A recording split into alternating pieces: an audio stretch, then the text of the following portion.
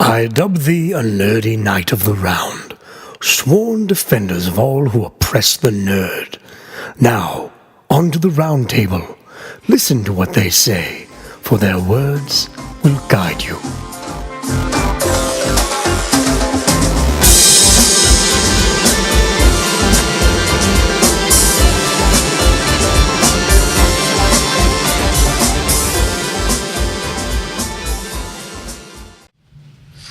It's another nerdy night as my round table joins me, Ben, the ridiculous Riddick, in our second day of covering E3. Which is day zero.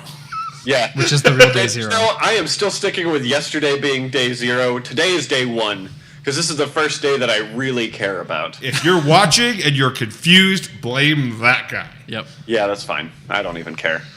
I assume he just pointed at me. I mean, of course, I could see him, right? Yeah. Oh, yeah. Right Obviously. He's sitting right there. I see him. I absolutely am.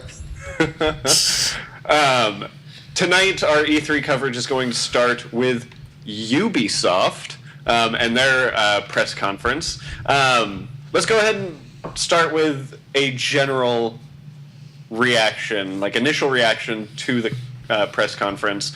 Sam. Woo! Sorry, I was really excited. Really? Okay. There were ups and downs. There was definitely ups and downs, yes. but like for the most part, like they present a press conference that's what I'm used to from like the likes of Apple, and that's what I appreciate. Okay. Right? It's well presented. There's some things I care about. There's some things I don't. But someone's there helping me get with the flow. Yeah. All right. And you know what? As long as Aisha Tyler continues to do their press events, I'm going to be pretty happy. I think she should come out on stilts one year. I think that would be hilarious. Yeah, it seems to be a thing every year. Taller than everyone. Yeah. It's great. No, absolutely. She is a giant for sure. How about you, Mike? Yeah, I would agree with the sentiment of Sam's till about the halfway point. I think the conference went on for about 45 minutes too long. Till product promotion.game. It just kept going and going and going. Right. But overall, I enjoy. Like they showed really good stuff. They were good on showing just games. It was great. Yeah, it was good. Overall, it was good. Their closer sucked. Oh God. But we'll get into that, I'm sure, specifically. So We're breaking ground. So for me,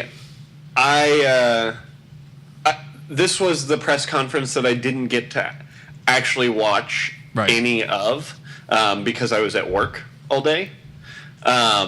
So on my lunch, I'm sitting at one of the work computers, and the press conference is going on, and I'm trying to read about the entire thing, and I'm just so frustrated that nothing is fully done, and then I realized what time it was, and that it was still going on. So I didn't actually get to experience the press conference the way that you guys did, in the sense of reacting to it, having to experience the entire thing. Yeah, I mean, let me just tell you, you missed probably one of the better episodes of South Park this year. Oh yeah, that was definitely a good 20. I don't know if it was 20 minutes, but it was definitely a good chunk of the show. 20 minutes well spent. Well spent. Gotcha. That is something that I was seeing on Twitter, is that they were spending a lot of time on South Park, which, fine. Yep. I mean, it's funny. Like playing through that game is funny. Yeah. Like it's not like one of the third person, first person shooter games where you play through it and you're like, okay. Yeah, and the thing is, you haven't played the first one. So neither of you have played Stick of Truth. No. Yeah, because it came out. Yeah. Like the month before PS4 came out. Yeah, it was a tough time. And I just I like South Park, but I didn't care enough to keep my PS4 long enough to play it. Right. Or PS3 long enough See, to that's the play thing. I don't like South Park. Oh. And Heretic. I love the first game. Heretic. And if you guys haven't played it, so it's like not only is like the cutscenes quote unquote funny and like all the dialogue is funny, but even when you're in battles and like every little story situation you get into that pushes the game forward, they're all hilarious. The entire game all the way through. And I've heard nothing but good things, and I'm really, really excited to see. And if you pre-order the second one, you get the first one for PS4. Yeah. Great. It is like one of the most. It was one of the most confusing things afterwards. I think Super confusing. They were very unclear. Like 10 minutes trying to figure out like, okay, so which pre-order do I have to do to get the Coon and also get the game now? Like it just like, do I get the first game now, or do I gotta wait till December to play it? There was another What's game the problem? that they offered something like that in a different press conference. Yeah. Was it Dishonored? It wasn't. I do think you can get the first Dishonored. I thought he was talking about which was the PC game. Was it Skyrim? Skyrim, yes. If you have Skyrim and all the DLC for original one on PC, but it wasn't the pre-order. You get the remaster for free. Yeah, that's true. Just the Steam thing. And that's just PC. Yeah, it's not the consoles. Well, so here's one thing that that's not what I was. I think Dishonored was the one that I was thinking of. Like, you if can you get the first pre-ordered one. this edition, you'll get the first Dishonored as well. The definitive one for PS4 that came out. Yeah. So the one thing you missed, Ben, by not watching this, and I can't imagine the internet did it justice, was the build-up for the South Park trailer. Yes. So yeah, I did not get that. So the trailer was. It could have been a trailer for The Division. It could have been a trailer for Watch Dogs. I really thought it was Watch Dogs. Yes, it was like pseudo like futuristic Neo, like the world's gone to shit, and then like all of a sudden like you see the Coon. And you're like, oh, so good. It was great. So good. So much hype. It was great. Yeah. But yeah. Anyway, South Park's probably my best part of the show. Like that's what I want the most. But there was a lot of other good stuff too. Yeah. What else? So Mike, your highlight of the show was South Park. Probably. Was that your highlight of the show as well? Yeah, there was some good stuff. Yeah, there. South Park was good. I'm like sort of excited for Watch Dogs 2. Like I am. The first game wasn't as horrible as I played through the entire game and it wasn't as horrible. It just did not live up to the expectation. Yes. I think this game has more potential to live up to the expectation, so that's cool. And there's drones, and drones are cool. And little I do agree robots. with what Mike said way back when we had an episode where we talked about Watch Dogs, in the fact that I think Watch Dogs 2 is going to be the Assassin's Creed 2 of the franchise. Yeah. I think Watch Dogs is definitely following that Assassin's Creed trajectory. Yeah.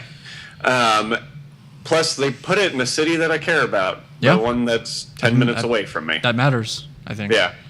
Absolutely. Yeah. Because I could really... what's the first one? Chicago? I think so, yeah. Yeah, fuck Chicago. Whoa. I'm just kidding for the fans that are, all one Chicago of you. people, but maybe I don't really care about you, Chicago. But yeah, Watch Dogs 2. Let me pan Ben out of the shot. But yeah, so Watch Dogs 2 is great. We kind of already knew it was coming. It got leaked and they announced it beforehand. The real only thing is PS4 players get DLC 30 days early, so that's cool. It's whatever. I mean, I think the thing I was most surprised by at the conference was For Honor. Yes, For Honor. Oh my god. Now this is the thing that I was most excited about in the press conference, because I got to play For Honor at PSX last year. Right. And it was the reason I played For Honor was because there was literally no one in the line to play it. Yeah. So I got in line and I had to wait at my console for about 10-15 minutes before there were enough people to actually do the demo. Yeah. And oh my god, it was so much fun. And everything about it just made sense, the way that it moved and all of that. And I'm so excited to see all of the single player stuff. I know, biggest kept secret ever. I assumed from the beginning that game was a multiplayer only. That it looked like a game I was gonna love, but the multiplayer aspect, I was like, I'll play it for a little bit and then probably drop it. I mean, it looked like it was going to be a console MOBA like. Kinda, yeah, in a way. Yeah. But yeah, now that they're adding single player, it seems like there's some fantasy elements when there's mountains crumbling and cataclysm happening around. I totally unexpected about that game, and I'm super psyched. I mean, at least when I played it at PSX, the game was gorgeous. Yeah. Easily, the kind of quality that I would expect from a first party game. Right. Not a third party game. Ubisoft. That's how beautiful I thought the game was. Absolutely. And I'm so excited to. Downside though, comes out February 14th, 2017. Yeah. Persona Day. So here's the thing. I could see myself still putting time into For Honor because Persona is not going to have any kind of multiplayer or co-op campaign. It's true, and it's gonna persist. It's just gonna keep going. Exactly, and For Honor, that I feel could be the game that I get so I can play something with you guys or play with Kenny or play with. Maybe at that point we'll have fans that want to play games with us. That's something that I for sure am looking forward to. Yeah, absolutely. That could be a game I could see myself coming home and playing a round or two and then moving on easily. The only other thing I have a big note on is Ghost Recon. The last year's trailer was amazing. They showed hitting a mission different ways and it was awesome. And then today we got the big actual 4-player co-op mission and we got to see the gameplay through it and it was pretty good. It reminded me of Metal Gear Solid 5, but with co-op. To me, it just still seems meh. Yeah. I was never huge into the Ghost Recon franchise. Me neither. I hate Ghost Recon. And I haven't been sold completely on it yet. Yeah. But I could see myself. It was cocaine in the game. Cocaine the game. Cocaine the game. What about the Division content that they talked about? I mean, I said it a lot of times during the different conferences where they actually bring it up. If there's more story, I'm interested. But if it's just new little modes in Dark Zone or multiplayer, or if it's just new gear or something, I don't care. I mean, I think here's the problem. I think they haven't really figured out exactly what's... Okay, I think they have an idea of what's wrong with the game. Yeah. They haven't figured out a way to fix it. Right. And what's in production right now doesn't fix it. Right. This stuff has been in place since they got announced. Yeah. And I think this is your problem that you see with the idea my that... My camera just flashed. You still have video on me, right? Yeah, you're good. Yeah. Okay. I think this is the problem you have when you pre-build a game and 2 expansions and you have all of that set for your season pass. Now, I get it. Fans are saying, oh, they've pre-built the game. The thing is... It's like shooting a whole season of a television show without the audience seeing it as it goes. Yeah. And then that's where I think, now looking back, now having hindsight being 2020, Destiny didn't do a bad job with that. Yeah. Now, they might have pre-built a lot of that content, but they did change with the community a lot. Division, I do not see it going that way. Eventually. Maybe when they get past Last Stand or whatever. Yeah, and then that's the thing. Their survival thing, their expansion number 2, it was like a preview video. And, of course, it's basically they're always saying, we had this in the can, basically. We just kind of wanted to show it. Finished it up and had to get it out. We don't have much more to show you. It was a disappointment for a game that had a lot of hype that, I was hoping for great things from. And was good. Yeah. It wasn't a bad game. It didn't have the persistence that they expected. Yeah, and I think that's the irony of all of it is if you took this and you said, all right, let's simplify it, let's make it primarily first-person co-op, and maybe even put more focus on cleaning up the gameplay that way. Maybe. I think most people would have been okay with that. Yeah. The problem is the hype train had already started, and there wasn't much you could do after that. Yep. Mm-hmm. What do you think? Hashtag Ben was right. I don't know about that. It was still pretty successful. Yeah. People bought the game. Well, we'll just run down the list, I guess, next. We got the Eagle Flight game. They demoed that. People on VR. I want to talk about the second most exciting thing. Okay. The SSX new game, Steep. Yeah. So much fun. It doesn't look like a game. It's a simulator. Brought to you by Red Bull. Great. Red Bull gives you wings. It does look just like an SSX game. No, SSX is a cartoony, trick-based game. I feel like this could find a more serious SSX game. Maybe I just like snow sports too much. Maybe, yeah. That might be the case. And if you love snow sports, you're going to love this game. You know what SSX is like? It's like Final Fantasy VII snowboarding. Have you gotten there yet? No, he's not there yet. He's not there yet. You got to catch up. Final Fantasy VII snowboarding. There you go. No, that was their closer. Steep was the name of the game, and they spent so much time on it, and I still don't know what the game is. It looks like it's time trials. It might be some racing online, but there's no like interface. There's no point. You know what? But see, here's where I will draw a corollary between Steep and something like No Man's Sky. Right? There's some things you can do with it. There's a broad universe. They want people to like look at different things, but it's just not the same thing. It's not defined well enough for you to understand what the game is. See, I can see that one's born in reality, so it's even worse. You should understand reality. I can see the connection, but at least in like No Man's Sky, it's like, well, there might not be a specific direction for you to go, but you can go collect resources and you can sell that and gain money, and like there's game systems in place. Yeah, but this game is like for free cam. Go up the mountain and then go down the mountain in different ways. That's what you do in Steep. Yeah. That's it. But the mountains that you go to, some of them are in Austria. And cool. I'm willing to bet that they're in the mountain ranges where I'm from. So but we're Ben, getting zombie Nazi moves. You can go to Austria. You've done that. Yeah. Do you want to do it in the game too? Yeah. Ben's never going to do this, though. That's true. Unless you have a death wish. I mean, like, so I can do some hardcore snow skiing, but not anything like what they were doing in the game. Yeah. I mean, honestly, for more than anything, it would look like it would be a cool VR experience. Yes. Like, yes. strap me into like a pod and let me play this game on VR. That might be kind of cool.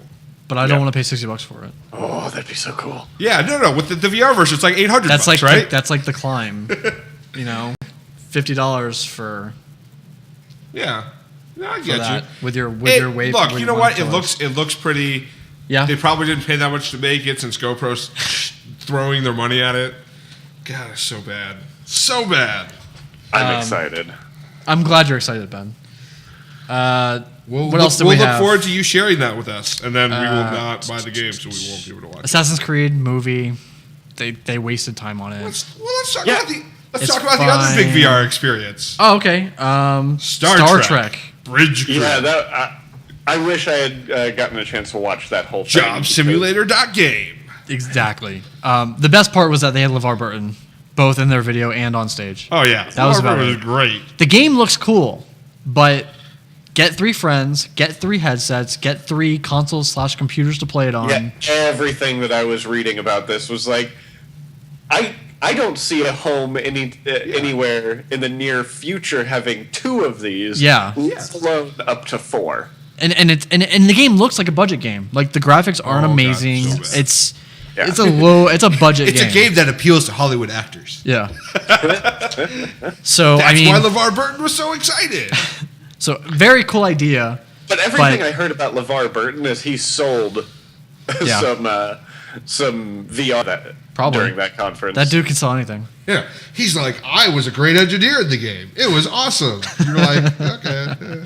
He's like, I hope people understand that, when we're in the show, like, we're not really doing anything. Yeah. Like, nothing's there. Like, we're just hitting things.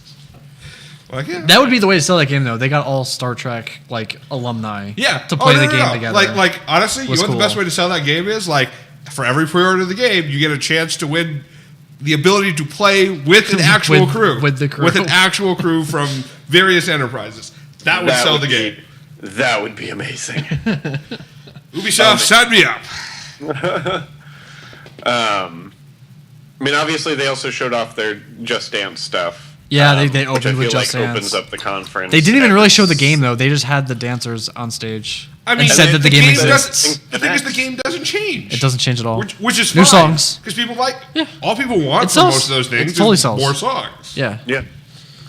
But they announced that it was coming to NX. So, yes. I mean... Confirmed. NX confirmed. NX confirmed. That's more than Nintendo will do tomorrow. Exactly. So they say. I never played Grow Home. Me neither.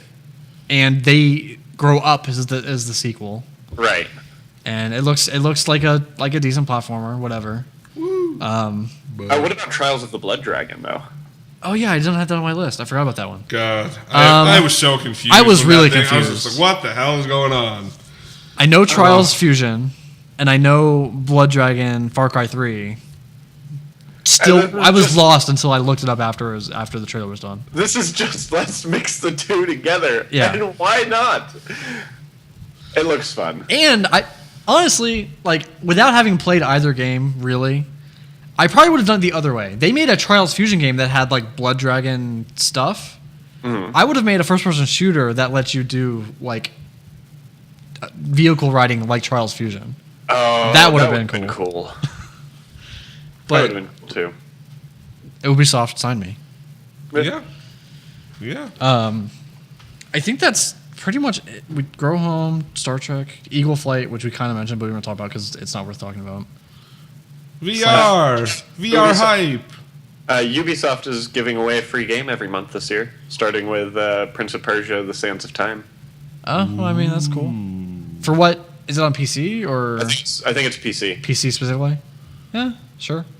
Why not? I don't think they're giving it away on consoles. That would be fun. PlayStation does every month. Yeah, it's a free PC game each month for the rest of the year. That's fine. I'll make sure I get them, I guess. Yeah. Might as well. I mean, and I enjoyed the Prince of Persia games. Oh, definitely. I still haven't played Forgotten Sands, and I want to. Yeah, Forgotten Sands is great. Yeah. I mean, should we just go ahead and move into rating this conference? I think so. Yeah, I think it's time to wrap up.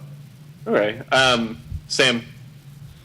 Start with me again. All right, that's cool. I'm going to go back to 7, which is what I rated Bethesda. I think this is another good example of... I thought you rated Bethesda 6. 7. I think I was 6. You didn't write it down? Come on, Ben. Ooh. No, did we rate? But we rated EA worse than Bethesda. Yeah, right? EA was worse than Bethesda. Yeah, maybe that's what I'm thinking. Yeah. Go check the tapes. I'm gonna say 7, maybe even 7.5. But there were good high points. There were some low points. Mm-hmm. But it was a good. It was definitely well paced. They explained it. I never felt like anything was dragging that long. Like, when I was disinterested, it was dragging long. It wasn't just dragging long because I was watching Dishonored for 50 minutes. Exactly, yeah. And it was a longer conference to begin with. So, I mean, it's one of those things where, like, my barometer for, like, a good movie is when the first time I check my watch is, right? And I feel like if I applied that same thing with the Ubisoft one, it was pretty long into the conference that I checked it. Solid 7. Mike? All right. Yeah, I think I agree completely. I'm going to say 7 too. It was a completely solid conference. There were definitely low points. There were some just misjudged things, like putting so much attention on Star Trek, which was not a very good-looking game. The Eagle game, too much attention on. They had four people in headsets on stage live VR demo around. and it didn't break. Yeah, that's not bad. Sure. Yeah. But they could have probably picked better games or something. And let's be honest, any kind of live VR demo is tough. Where not everyone is able to put on a VR headset is not going to be great. It's not going to be the way to sell the game. Right. What I like seeing about this is that a big third-party developer is working on VR. Absolutely. I think we've seen that is what's important to me across today's conferences. We saw a lot of good VR. A lot of great VR. So, I'm hopeful. I'm very hopeful. Yeah. But yeah, 7 overall. All right. Ben, how about you? So for me, I'll give it a 7 as well. Like I said, I didn't really watch